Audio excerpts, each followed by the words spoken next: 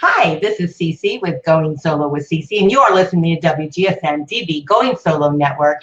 We are on our Facebook Live tonight, and I am so excited to be able to come to you each and every Thursday. It's just an absolute thrill. Those of you that don't know me, I am a divorce and really, I guess, transition into dating mentor. I've helped a lot of people throughout the Tampa Bay area and in our local area here in Florida. Just try to get through some of those tough times and really encourage them to live their best life. And so that is what it's all about. It's a thrill to be here with one of my very good friends. And so we have these deep conversations. And I said, shoot, man, we need to just be doing this on the radio or on the television so that people really can get the wisdom that this man has. And his name is Dave Perrego. Am I saying it right? That's close. Perrego, I'll probably screw it up. But he has just recently, or in the preparation of writing a fantastic book. What's the name of your book? Cartwheels in the Parking Lot. Yeah, I love the name anyhow. But it is about, what, about addiction and getting through? Well, the name or the book? The book. The book is about what 20 years of living on opioids will do to you. Yeah. And it isn't pretty, but you'll have a good time with the book. Mm-hmm. The term cartwheels in the parking lot, I went to a doctor who looked at my x-rays and he says, you know, if I had your back, I'd be out in the parking lot doing cartwheels. Well, my back was broken. So, I mean, I thought there was something wrong. So anyway, that's what I named the book, because a whole series of stuff like that. So, yeah. And, you know, we talk all the time about so many different subjects. And when we got on the subject of, you know, addiction and talking about, you know, prescription drugs, because of course it wasn't your fault that you got on those. It was because of your back, the injury to your back. But then next thing you know, you realize that you're not the person to whom you want to be, you know, and you want to change your life. I think writing the book and touching others is a tremendous thing for you to do. oh, it's worse than that. You forgot who you are. Opioids take it away from you. It's gone. Yeah. So, well, yeah. I know who you are. I know you're a great guy. But what we're going to talk about tonight, we're going to switch it a little bit because we're going to have him back on when his book is actually where you can purchase it. And we'll have you back on and we'll talk really in depth about that because I want to save some of that for that. But tonight, what we're going to talk about, and I'm kind of excited that we're going to be doing this, is we're going to talk about, you know, communication in relationships. You know, as you're building, you and I have met through divorce recovery. And so we met that way. And what we realized that we're not the person that we once were. Right? Well, we're different. Yeah, I think definitely. Yeah, and so, but also our communication style has changed. I think because we look more, you know, more inward. I think a little bit as we're sharing and talking with others. Well, we're not sure what we want to put out. Mm-hmm. We know what's inside. Now, getting it out, that might be a little different issue. Right. So, yeah. And you know, I was thinking about it after you brought up the topic of communication.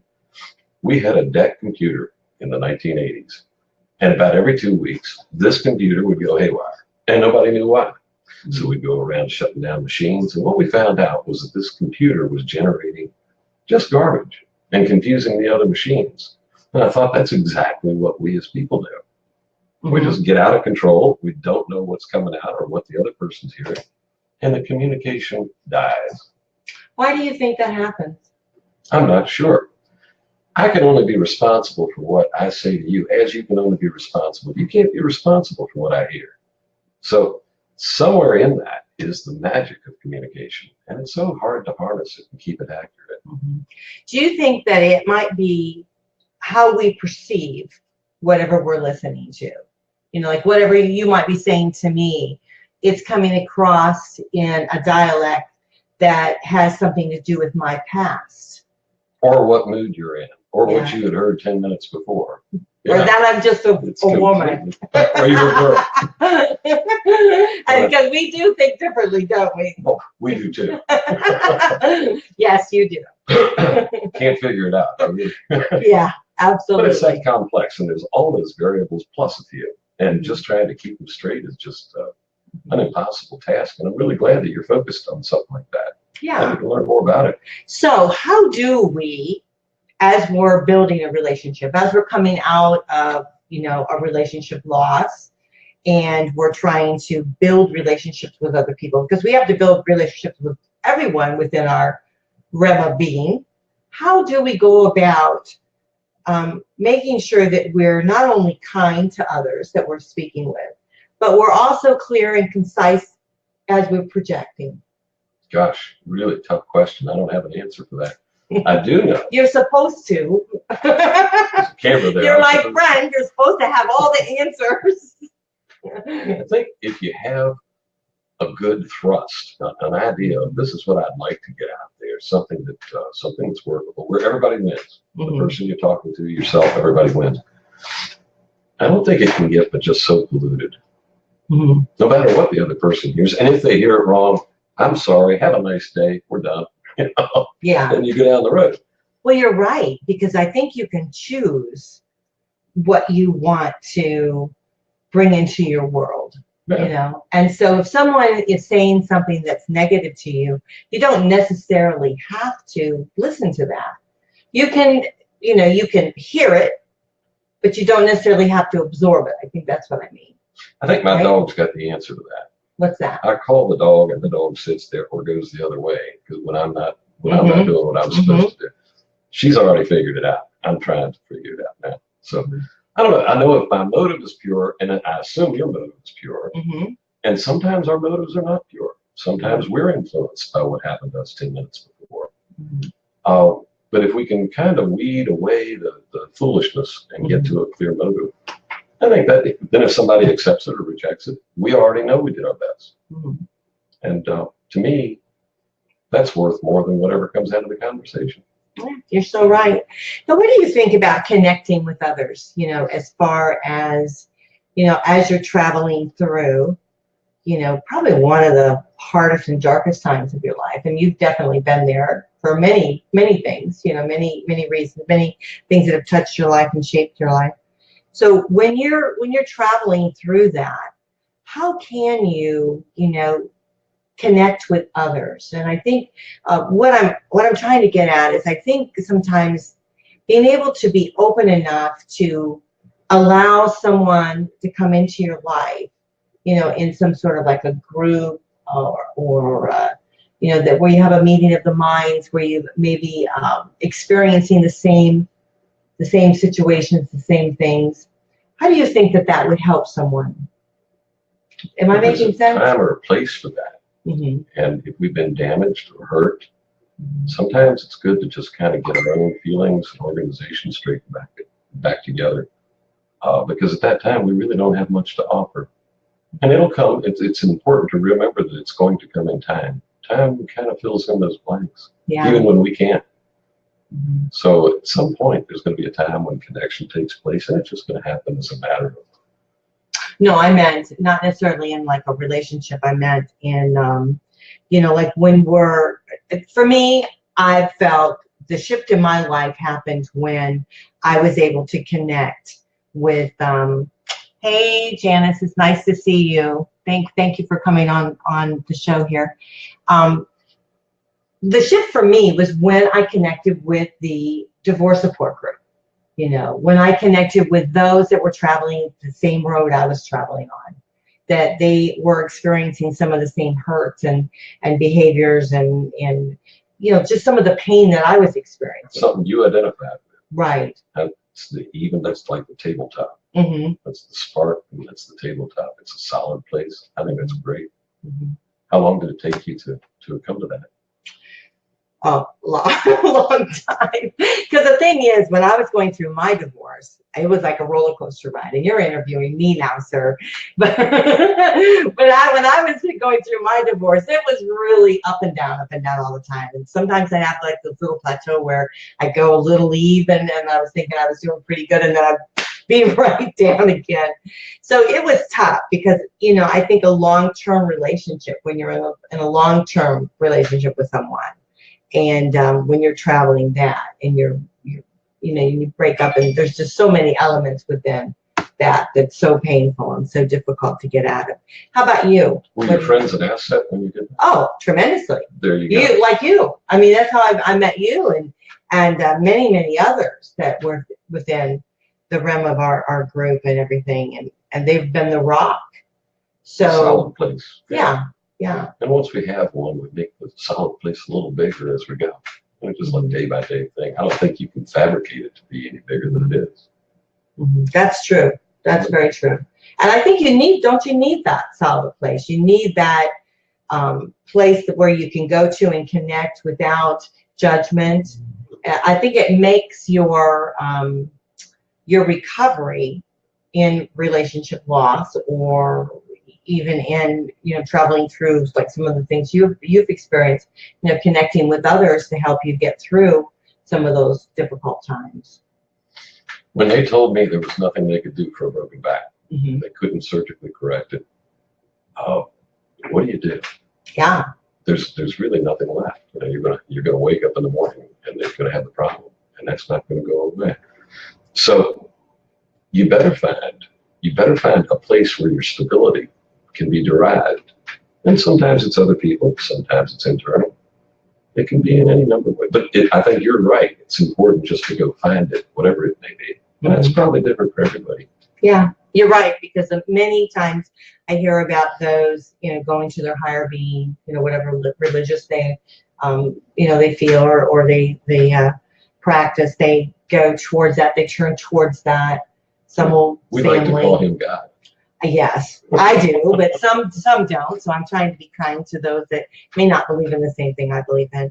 But they do go for their heart, wherever their higher being is. They do connect with that, and I feel that that's a great thing, because you do need something, like you said, that is stable in your life. Something that's definitely stable. After all, your world has just shifted under you. So what do you do with that? We cling to something that's stable. Right. We want to kill for it, whatever it takes. Let's go get it. And that's a natural human way of doing things. We just need to understand that that's what we're doing. Our stability's gone, and we're looking for something else. Right. And so communication is so vital, because as we're out there exploring, whether it be a group or connecting with some friends, or, again, whatever your religious belief in, you have to have some sort of steadfast way of communicating to allow your feelings to be able to come out and to surface, so that you can share with others what you're experiencing. Because it's very difficult if you try to go through your whole life and not share what you're truly feeling. Watch those who don't share, and you find that they've got walls around them. And even those who do share, we often don't recognize the walls that we've got. I'll talk to you about this, but I won't talk to you about that. And finding out the truth of what this is where I can talk about it, or that is where I won't. Sometimes I need to figure that out, so somebody else can do it for me. It's one of those things that the circle grows. Right. When you find the stability, as you just said. Yeah. And then I feel too that sometimes just, the talking, the communication, allowing yourself to dig deeper within yourself, to explore your feelings, and let those surface as you feel you can, broadens that for us to be able to, build relationships with others. Because I think when we really touch, someone, when we really touch their core, we make friends for life. That's true, and sometimes we hear things that people will say inadvertently, and it'll have a profound impact on us. And that too generates growth and stability. And they don't even know it. They just made a casual comment. Whoa, that was something that I really needed. So it's important to do both. Try to communicate, but also try to hear it. Yeah, I think that's very true. Yeah, I totally agree with that. Well, tell us when your book is going to be out. Come on. About 3 weeks, according to your editor. Mari Mitchell. So we have Mari Mitchell. We're going to give her a plug because she's working so hard. But yeah, she's trying to put that together for you. We're trying to get a cover together right now. We've had 3 ideas that are up for consideration. Mm-hmm. We just argue about them. Yeah. Well, it's important. This book is important, and it's just going to be a gift that you're going to give, and I think it's going to change not only your lives but many people that read it. It took me 5 months after the opioids Mm-hmm. to really get both brain cells working, Mm-hmm. and it was within the next 2 months that I put this thing together because I didn't want to forget what it was like. Mm-hmm. It was. There were so many intricacies to it. I don't want to talk about it here, but yeah, it was. Mm-hmm. People play with these opioids. They think it's fun, and it just staggers me. Do you know what you're doing? Do you know where this is going to take you? And frequently they don't.